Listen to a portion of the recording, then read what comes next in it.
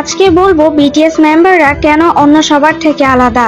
RM, যাকে দেখে মনে হয় পুরো দুনিয়ার ভার যেন তার কাঁধে, কিন্তু তবুও সে হাসে, কারণ সে জানে তার একটা শব্দ হাজারটা মন শান্ত করতে পারে। জিন, যে সব সময় মজা করে কিন্তু ভেতরে ভেতরে সবার খেয়াল রাখে নিঃশব্দে, ঠিক যেমন একজন বড় ভাই তার ছোট ভাইদের রাখে।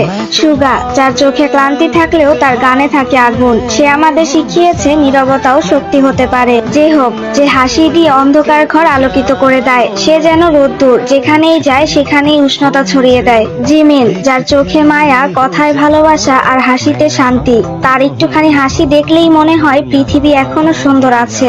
ভি, যে নিজের মতো করে বাঁচে, তার চোখে আছে হাজারটা গল্প, একটু দুষ্টুমি, একটু শিল্প আর অনেকটা ভালোবাসা। আর জাংকুক, সে তো আমাদের গোল্ডেন মাকনে, সে প্রমাণ করেছে পরিপূর্ণতা মানে নিখুঁত হওয়া না, বরং প্রতিদিন একটু করে বেড়ে ওঠা। আর তাদের মধ্যে এই গুণগুলোই তাদেরকে অন্য সবার থেকে আলাদা করে। আজ একটা কথা ভেবে দেখো তো, আমাদের লিডার সাহেব তার আর্মিদের কতটা ভালোবাসলে এই কথাগুলো বলতে পারে।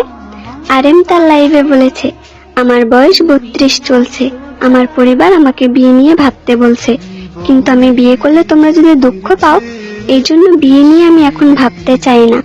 আর এভাবেই যদি চলতে থাকে তাহলে হয়তো আমি কোনোদিনই বিয়ে করব না, কারণ আমি তোমাদের দুঃখ দিতে চাই না।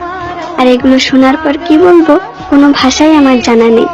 তবে লিডার সাহেব, আপনার আর্মিরা বড্ড হিংসুটে, তারা সবকিছু মেনে নিতে পারলেও আপনাদের পাশে অন্য নারী দেখার যন্ত্রণা কখনোই মেনে নিতে পারবে না। আর্মিরা যে আপনাদের বড্ড ভালোবাসে, আপনাদের কখনো হারাতে চায় না।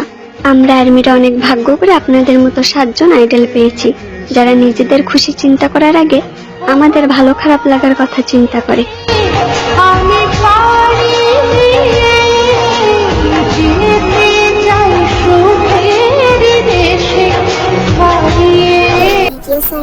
তোমরা যদি এই 7 রাজাকে ভালোবেসে থাকো তাহলে এখনই চ্যানেলটিকে সাবস্ক্রাইব করো, আর যদি ভালোবেসে না থাকো তাহলে সাবস্ক্রাইব করার দরকার নেই, ভিডিওটি স্কিপ করতে পারো।